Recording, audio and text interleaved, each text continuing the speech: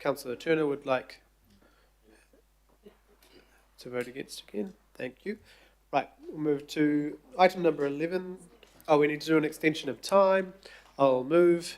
Deputy Chair second. All those in favour? Any opposed? Hopefully that wasn't a majority of yeses. Auckland Water Strategy. Thank you. Kia ora, Dave.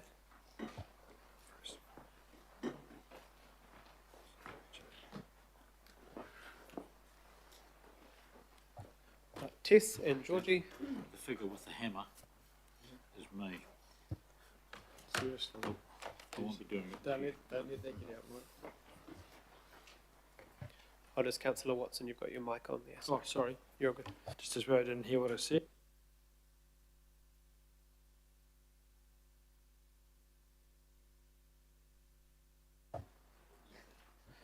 Kia ora. Tēnā koutou I tēnei ahi or good afternoon.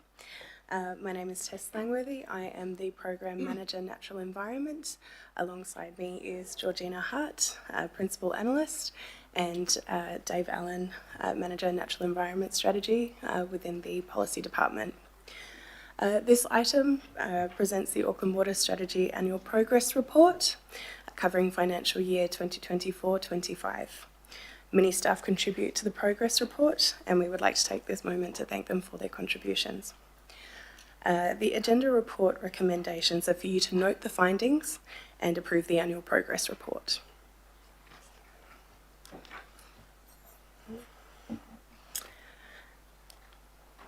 Just having some technical difficulties by the looks of it. We got it. Yeah. Pointed at Sandra. Okay, we've got it. Cool. Thank you.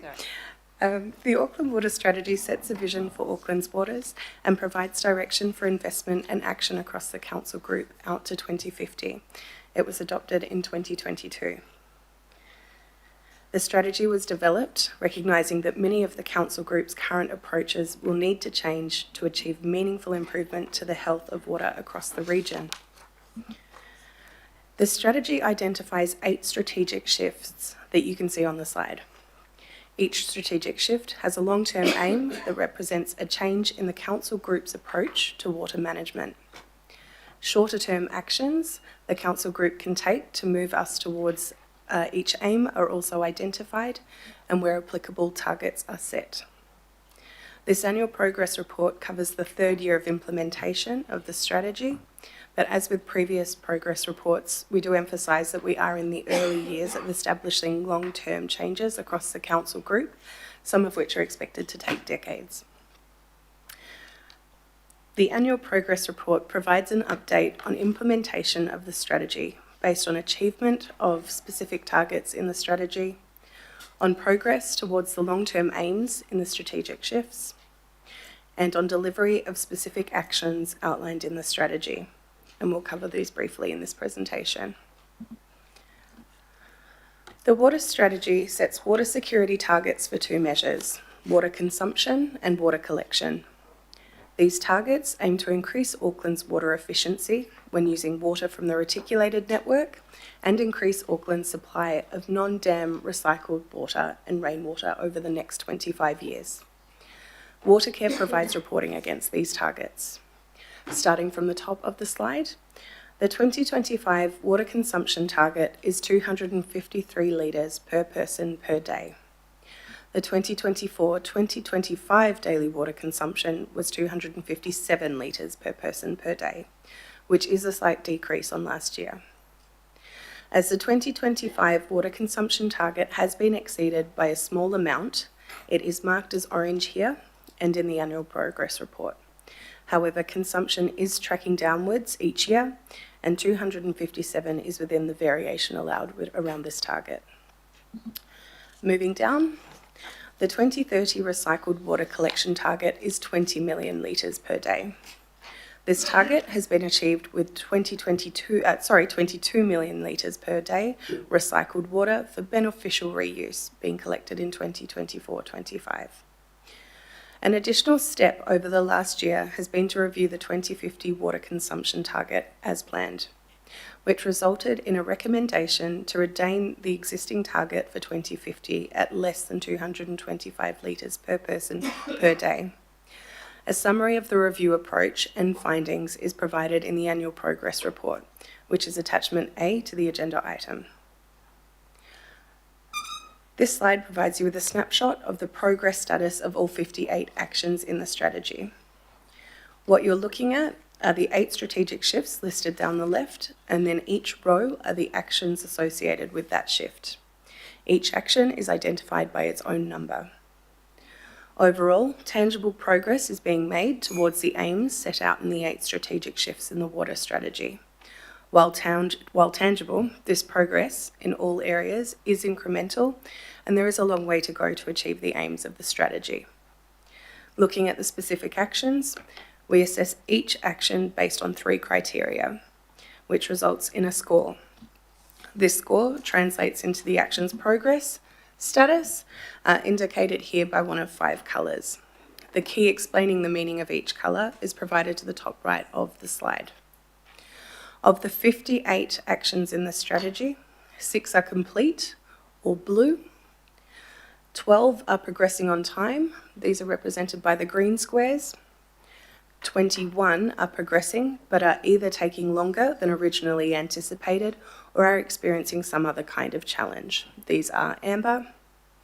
7 are not progressing and are overdue. They are red. And 12 are not planned to start until a later start date, and they are grey. Notable progress is occurring for 8 actions that relate to freshwater management and knowledge. One example is a review of the Council's water allocation framework to ensure that Auckland unitary plan provisions are strong enough to ensure over-allocation of water is prevented. 3 actions relating to building resilience to water-related natural hazards and climate change response have also significantly progressed, like a program of work to develop a tool that evaluates and maps the resilience of the Council's water infrastructure systems.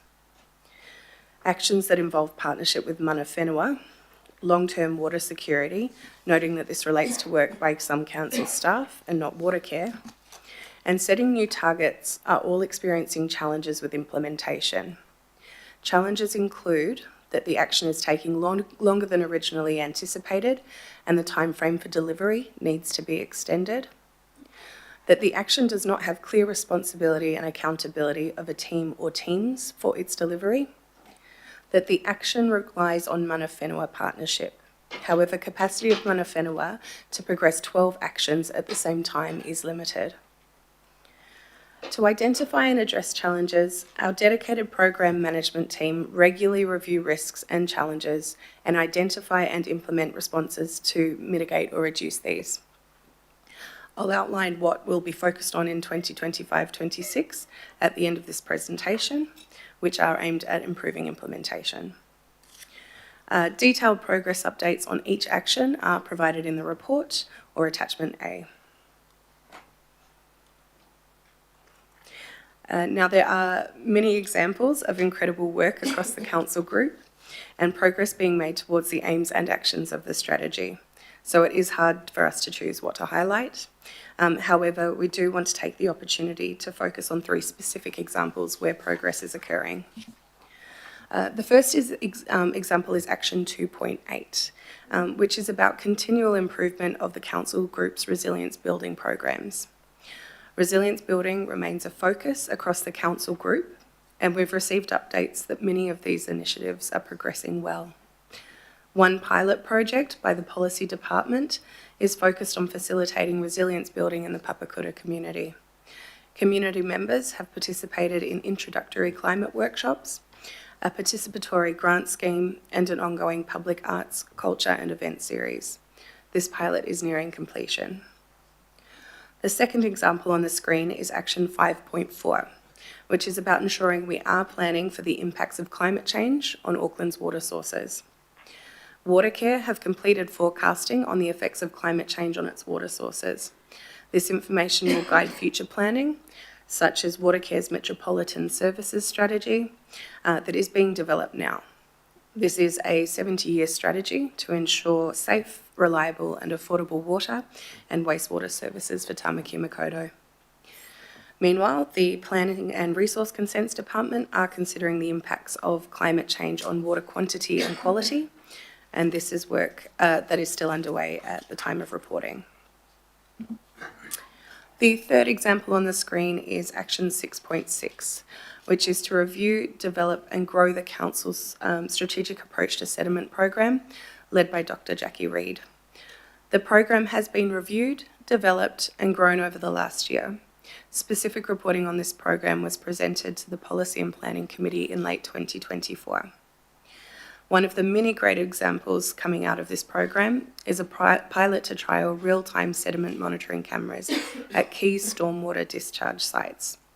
This pilot has now been picked up and operationalised by the Healthy Waters and Flood Resilience Department.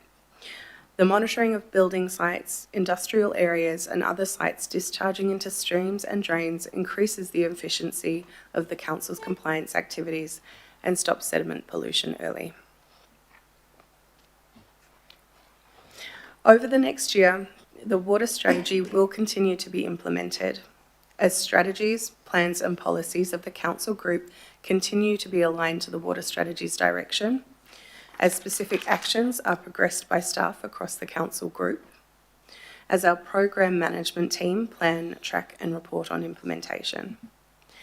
The establishment of the Group strategic framework is expected to strengthen implementation by providing a clear system for operationalising strategic direction. We expect at least 30 actions will be progressed by approximately 16 teams across our departments and council-controlled organisations.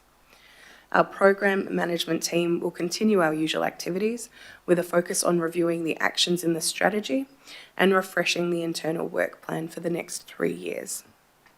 This will include working with the investment area groups to ensure delivery of actions are identified through investment areas and department delivery plans. We recommend that the committee note the key findings of and approve the Auckland Water Strategy Annual Progress Report 2024-25. Back to the Chair. Thank you. Kia ora, Tess, thank you very much. We have two questions from the two Waynes. First one, Mayor Wayne Brown. Thank you for that. I've got a few questions. Why are we preparing this and not Watercare? And if we are preparing for it, who pays for it?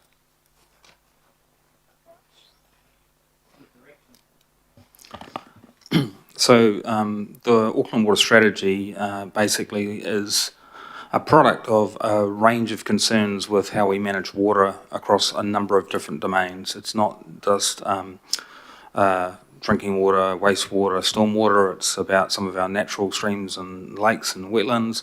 It's about our groundwater management. It's about some of the other elements that are affecting water outcomes, including our growth approach. So this is trying to provide a holistic approach to the Council's integrated water management approach.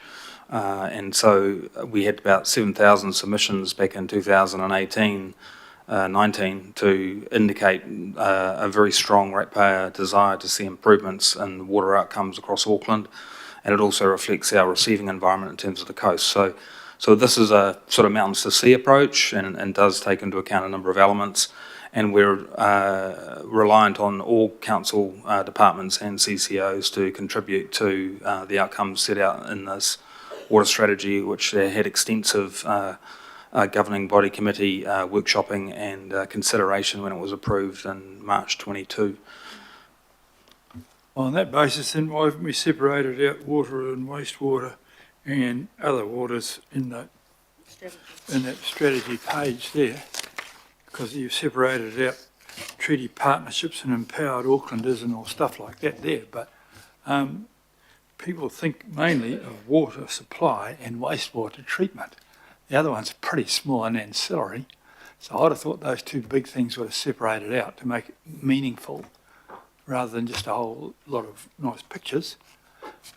So why don't we do that, and then I'll get on to about how you deal with volumes. Just to be clear, this isn't the plan, Mayor, and we can get that to you. This is just an update of where we are in our plan. So the plan's quite extensive, and we sort of led it and brought Watercare into the fold, I guess, and they ended up agreeing with a lot of our direction after time, some pushing, but now they do work with us on it. But this is just an update.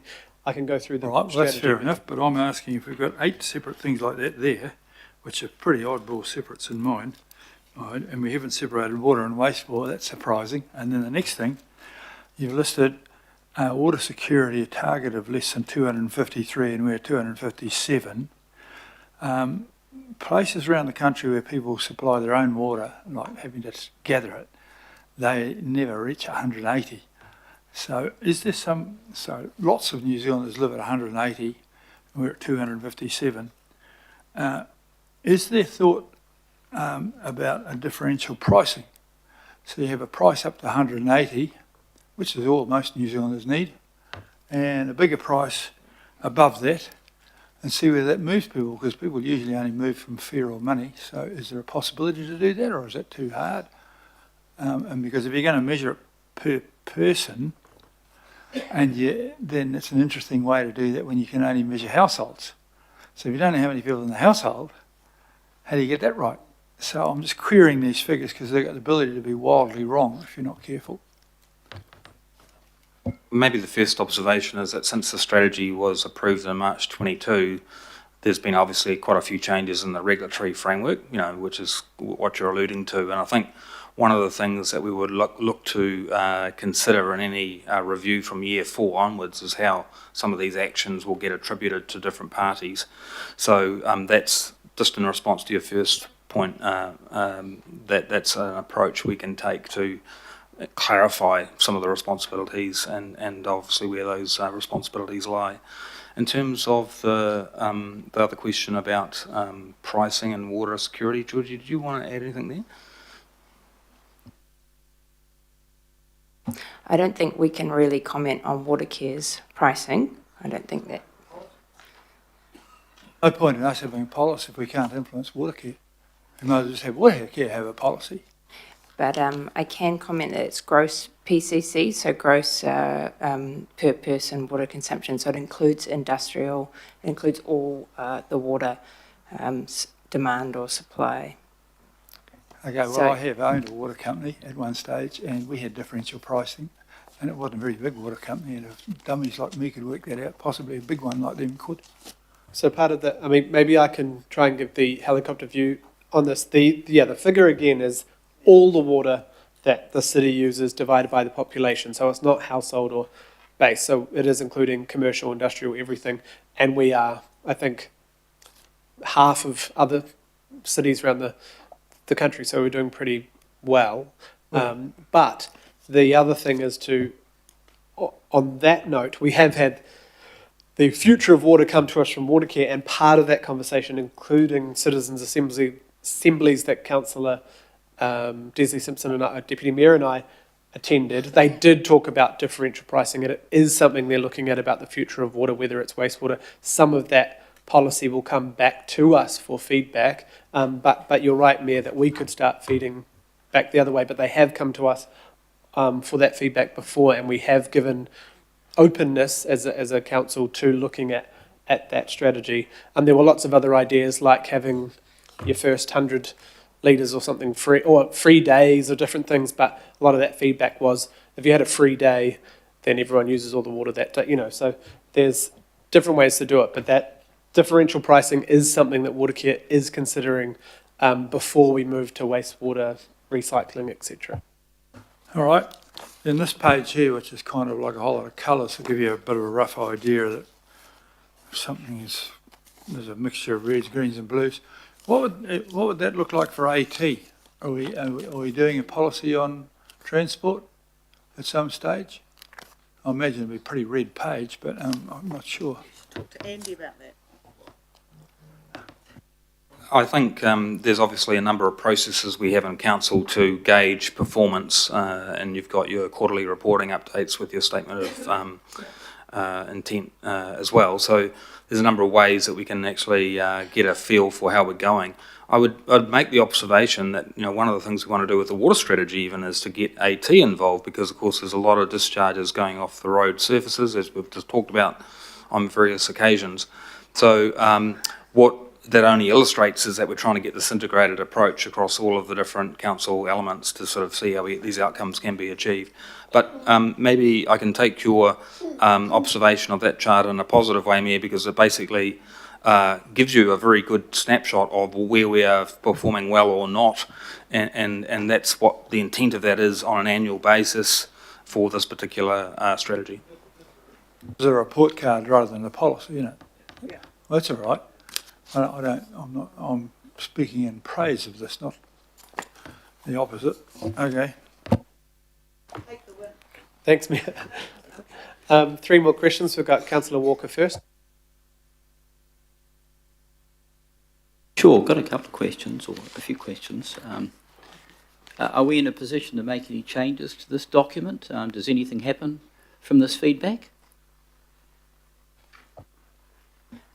We are looking at reviewing the actions at the moment. I think that we wouldn't be coming back to committee. It's not planned for another 2 years at the end of year 5 of implementation. Review of the strategy is planned. So is there any point in me saying anything then? Councillor Walker, this is question time. You can I'm give just feedback. asking. Yep, and I'm giving you an answer. You can ask a question Okay, now, so and then you can give feedback later, and then we can review it at the review time. At every reporting that we've had, I've raised the issue of benchmarking, and in particular, membership of water-sensitive cities, which is an international body. I'm very well familiar with it, visited it in Monash University. When are we doing that? It's a very modest cost relative to what we would benefit from. So we are in a membership, the organisation is in a membership with the C40 cities. No, I'm not talking about C40 cities, I'm talking about water-sensitive cities. Georgie was trying to, she wasn't finished answering a question. And I think we have responded to your question being raised each reporting period, so I think the last 2 years, and that was looked at, and we haven't taken up membership at this time, and I don't think that is being looked at again in the near term. Okay, I would simply ask, I wouldn't mind getting some feedback on why not. Yeah. A huge number of international cities do join, do get benefit. The cost is very modest. We've had reporting, we've had benchmarking some years ago that showed us up, and there was some sensitivity around that, but that's not a reason to join. The other question I've got is, at this point, we don't have any guidance for water care around minimising leakage. In some parts of Auckland, the amount of leakage could be as high as 25%. This is in some of the older areas of Auckland, so we're talking about massive quantities of water.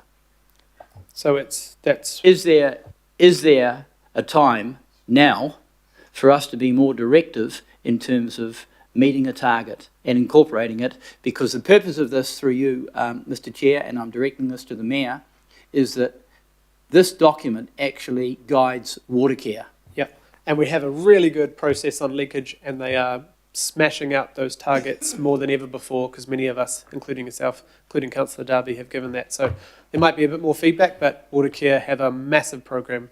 I'm sure they have a massive program. Because Mr. Chair, of working with us on this, so maybe... I'd just like to see us being more directive, and We I'm are asking directive. why not. My question was directed to the officers, Yep, Mr. Chair. I know, rather but than I'm trying to yourself. speed things up. Did you want to... Is that right? The officers can speed it up. Thank you. I can just confirm that we take opportunities to raise these issues with water care, and leakage is an issue that obviously is considered. So we do that in a number of ways, including through raising it through statement of intent vehicles as well. So. Okay, and the last thing is, I have raised the issue before about encouraging industry best practice. So we have industry best practice in one isolated example, and that is the outdoor cleaning industry. And I work with them to bring that about, but that's as far as it's gone.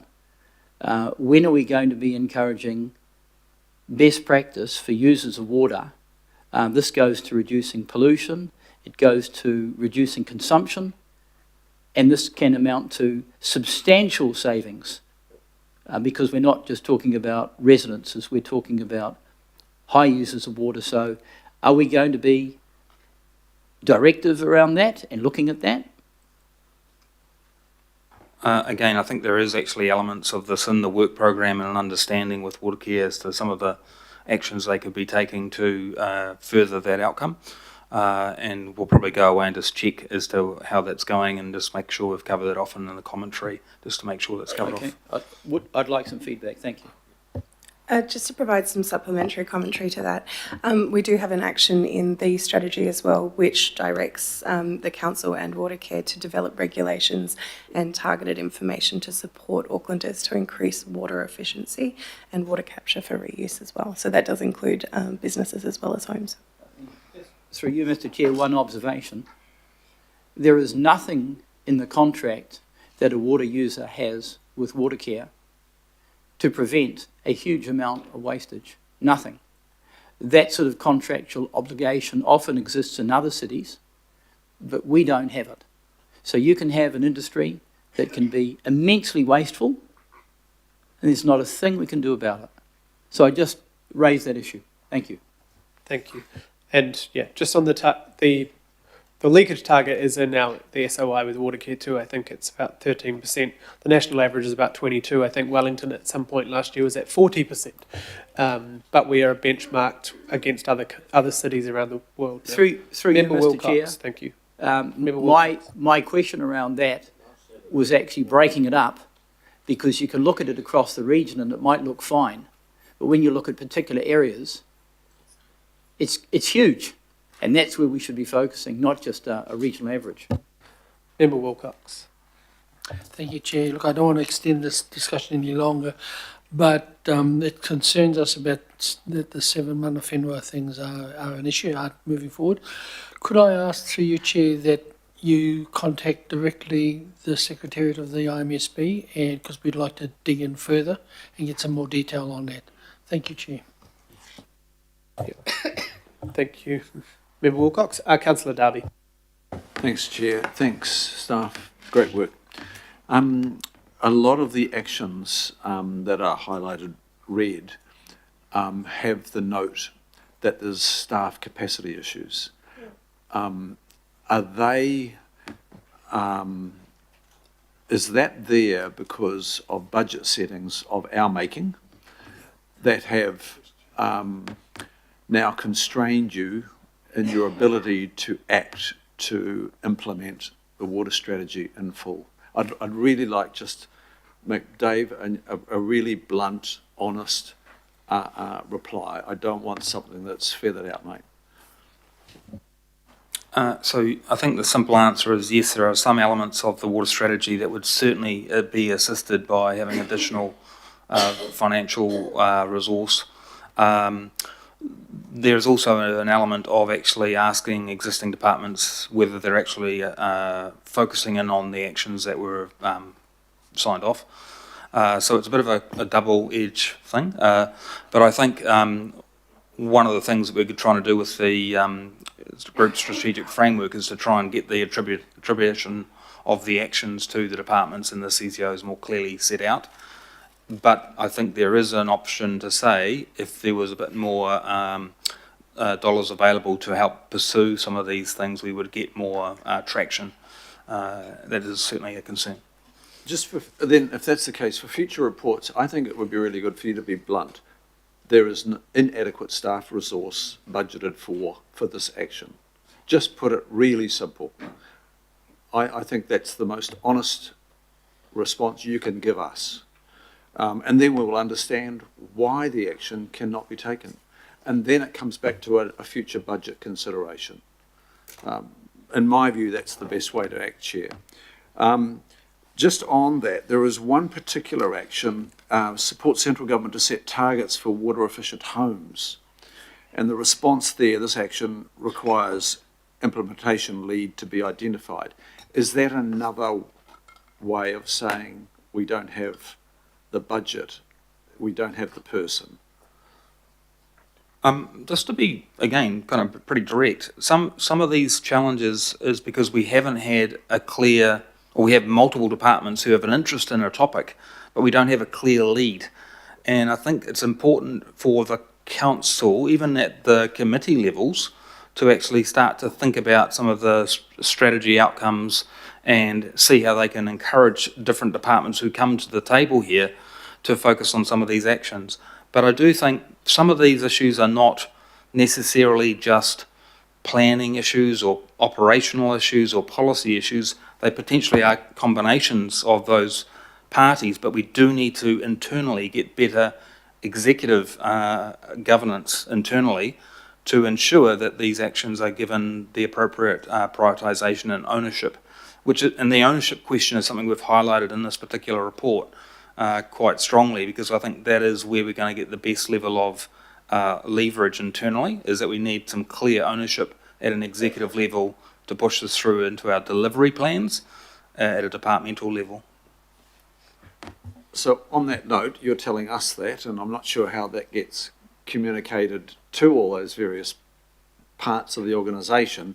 Is that a challenge that, well, you're actually saying it is a challenge, that your team of skilled people are facing, getting that integration within the council family, getting the thinking caps on and thinking holistically. So that's the problem. So what are your managers saying about that? How are they creating change in that regard? So there's certainly recognition through the directorate that we're in terms of needing to sort of look at a broader based approach. We're looking at using the group strategic framework to start to get the strategic direction from the governing body through to our executive and through to the delivery plan. So we're using that mechanism, but equally we will need to encourage through Megan Tyler and others how we can encourage some of the executive to get in behind the strategy and get the cross-council buy-in at the highest level. So I think there's still a need to do that. Okay, look, I don't think it needs a big motion or recommendation up here, but clearly there's an issue, Chair. We could wait another year, or we could, be on the same treadmill here. So I think some work needs to be done there, with the your executive support, to make sure that issue is addressed. Otherwise, we'll be looking at this and going, oh, we have an allocated budget. We don't have staff resource year after year after year. My further questions are on the per capita water consumption, and it's gone from 257 to 253. But then there's a question about the population that is based on.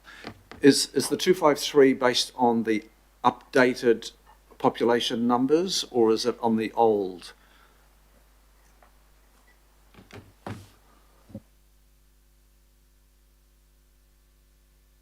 Yeah, I thought that was a little odd.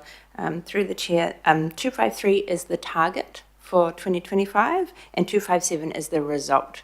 And it does have an updated population figure associated with that number.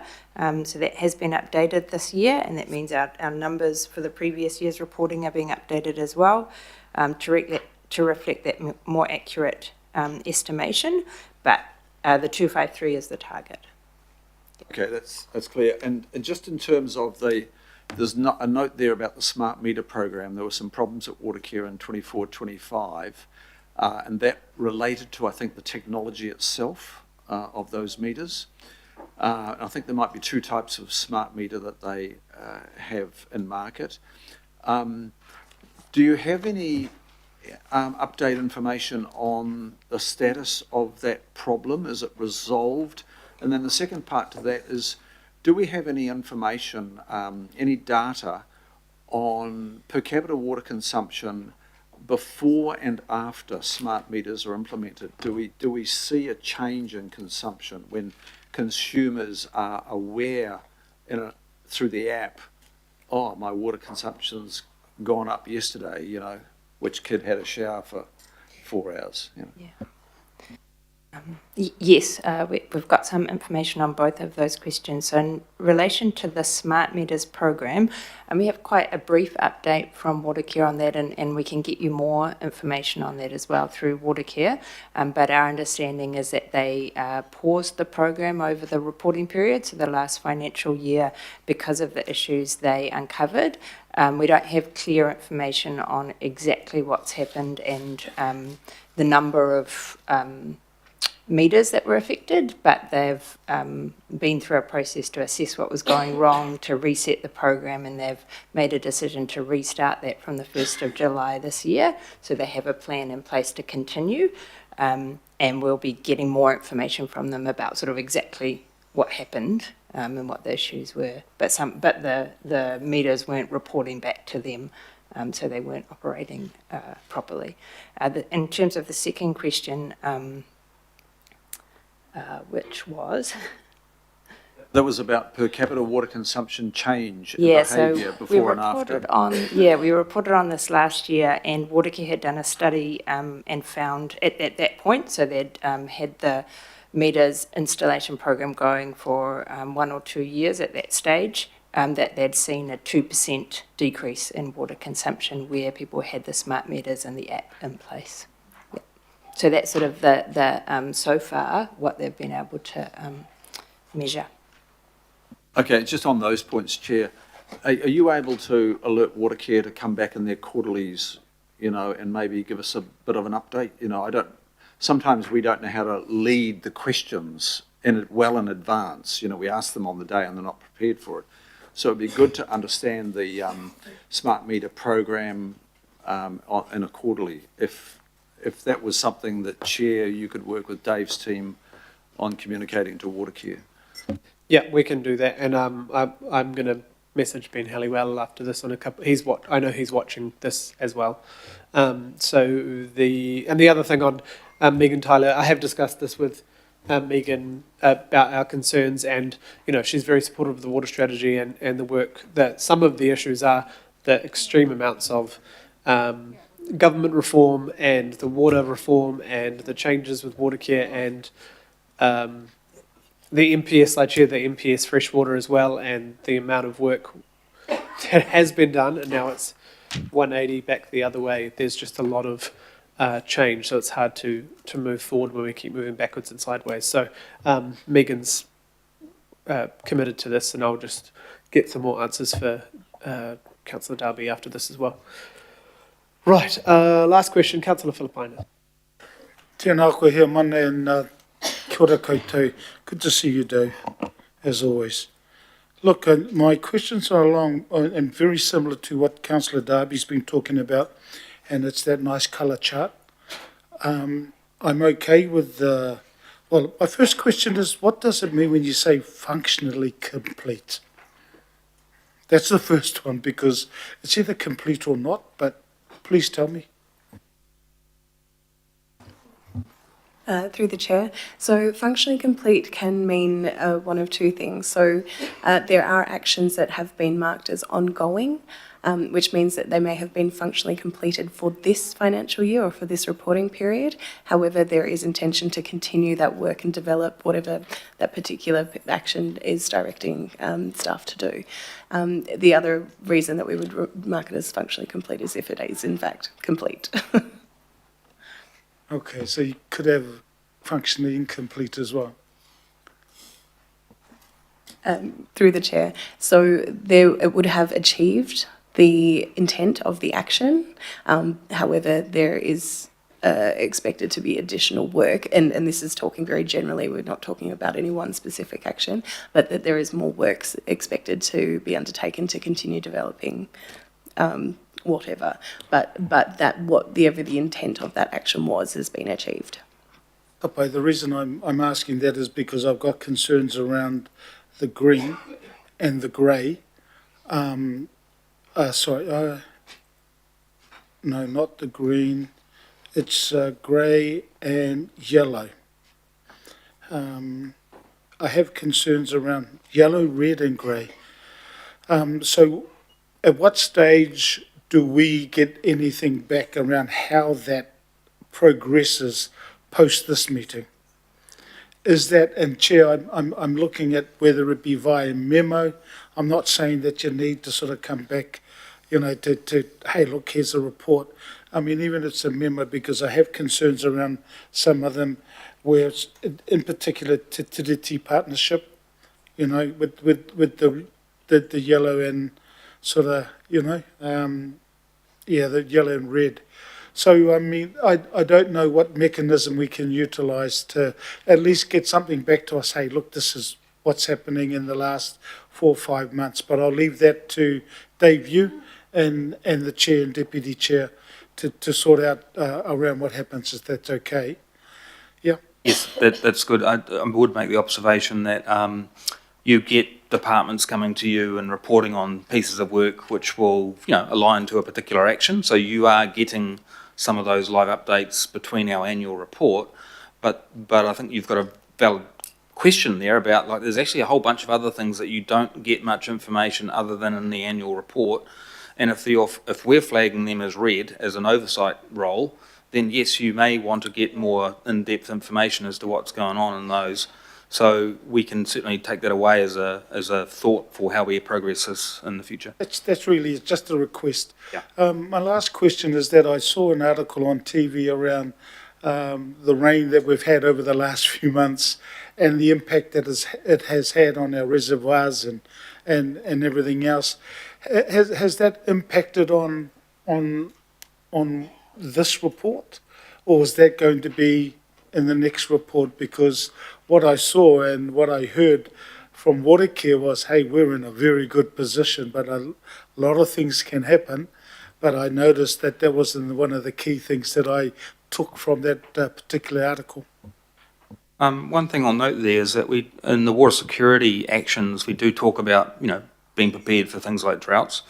And Watercare have proactively looked to develop or revise their drought management plan before all these big rains came along. And that's an active piece of work for them.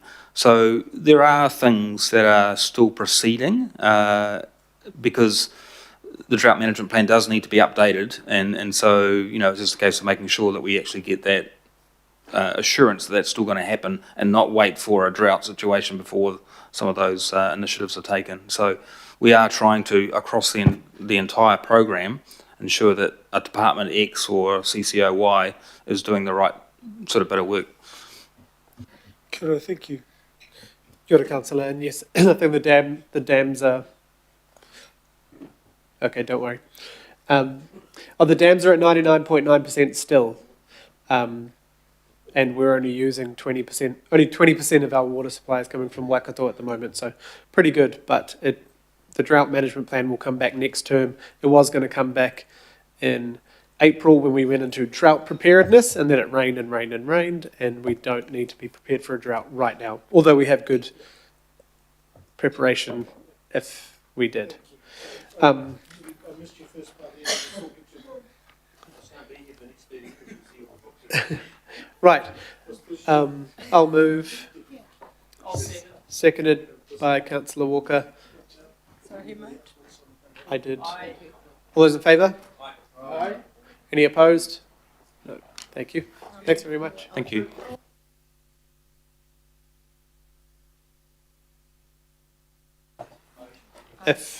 We've already got two, but Councillor Fule. Yep.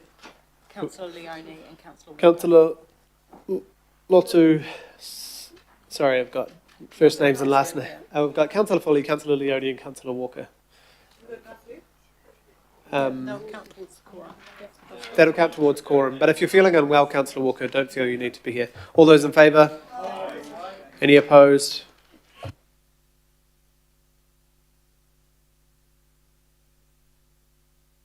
So we'll move to item 12. Got Rebecca and Elza. Thank you very much.